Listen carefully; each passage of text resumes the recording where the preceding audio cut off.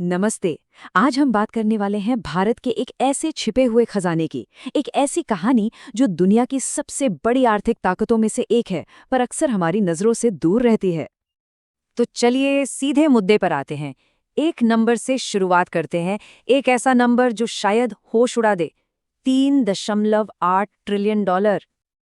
अब सवाल ये उठता है कि आखिर इतनी बड़ी दौलत, ये खजाना है कहाँ? तो देखिए, मॉर्गन स्टैनली की एक ताज़ा रिपोर्ट बताती है कि इसका जवाब किसी बड़े बैंक की तिजोरी में नहीं है। नहीं, ये दौलत छिपी है भारत के करोड़ों घरों में। तो चलिए जरा और गहराई से समझते हैं इस छिपे हुए खजाने को। ये खजाना है करीब करीब 34,600 टन सोने का। जी हाँ, इतना सोना। और ये सब भारतीय परिवारों के पास निजी तौर पे रखा है।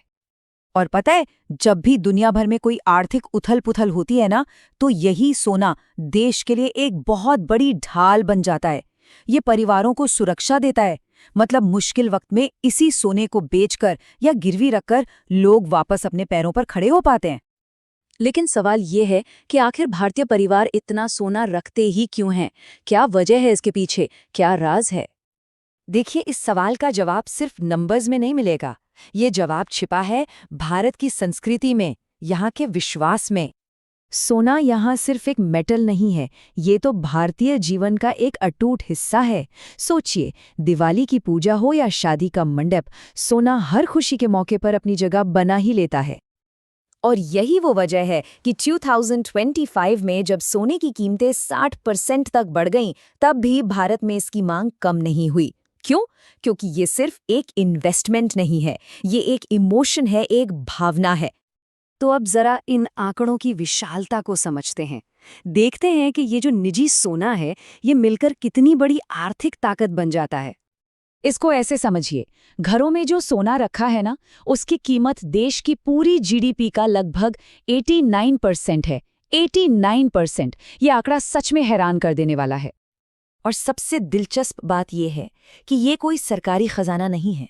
ये एक प्राइवेट डिसेंट्रलाइज्ड वेल्थ है, जिसकी ताकत कई यूरोपीय देशों की मिली-जुली अर्थव्यवस्था से भी कहीं ज्यादा है। अच्छा, तो ये तो हुई घरों में रखे सोने की कहानी। अब जरा देखते हैं कि ऑफिशियली, मतलब आधिकारिक तौर पर भारत के पास कितना सोना है। तो भारत का जो सेंट्रल बैंक है, यानी रिजर्व बैंक ऑफ इंडिया, उसके पास ऑफिशियली 880 टन सोना है। और इस आंकड़े के साथ भारत दुनिया के टॉप 10 देशों में शामिल हो जाता है। लेकिन एक मिनट, क्या ये 880 टन सोना भारत की गोल्ड पावर की पूरी कहानी बताता है? नहीं, बिल्कुल नहीं। ये तो बस पिक्चर की शुरुआत है। तो चलिए अब ये देखते हैं कि भारतीय घरों में सोने की ये जो डिमांड है, वो पूरी दुनिया के मार्केट को कैसे हिलाकर रख देती है। अगर जून 2025 के आंकड़ों को देखें, तो भारत चीन के ठीक बाद दुनिया का दूसरा सबसे बड़ा गोल्ड बायर है। लेकिन भारत की असली ताकत का अंदाजा तब होता है जब दिवाली और धनतेरस जैसे त्योहार आते हैं। इस दौरान यहाँ इतनी जबरदस्त खरीदारी होती है कि दुनिया भर में सोने की कीमतों में उछाल आ जाता है। सोचिए जरा। इसका सीधा सीधा मतलब ये है कि भारत के किसी छोटे से घर में जब सोना खरीदने का फैसला होता है, तो उसका असर न्यूयॉर्क और लंदन के बड़े बड़े बाजारों तक महसूस किया जाता है। तो ये रिश्ता सिर्फ खरीदने और बेचने का नहीं रह जाता। कहा जा सकता है कि भारत सिर्फ सोना खरीदता नहीं, भारत सोने को जीता है। तो आखिर में हम ये कह सकते हैं कि भारत में सोना सिर्फ एक कीमती धातु से कहीं बढ़कर है। ये एक जीती जागती विरासत है, एक गहरा इमोशन है, और देश की अर्थव्यवस्था की धड़कन भी। और ये सब हमें एक बहुत ही दिलचस्प सवाल पर लाकर छोड़ देता है। क्या भारत की असली सोने की खान जमीन के नीचे दबी हुई नहीं है, बल्कि उसके लोगों के दिलों और घरों में बसी हुई है?